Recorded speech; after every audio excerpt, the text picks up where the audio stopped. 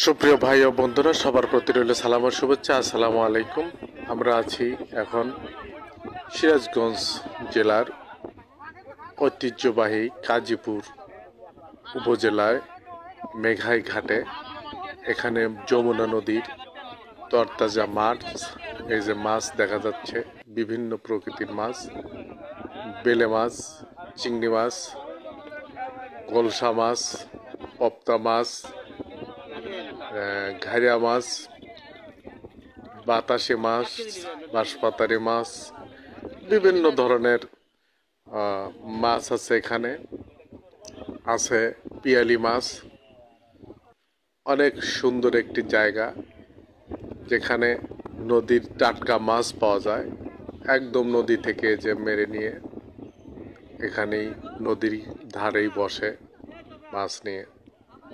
অসাধারণ একটি দৃশ্য, সুস্বাদু মাছ। এ মাছ দেখলে জিভে জল এসে যায়।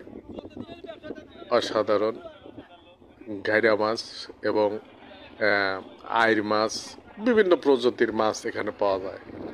ধন্যবাদ সবাইকে।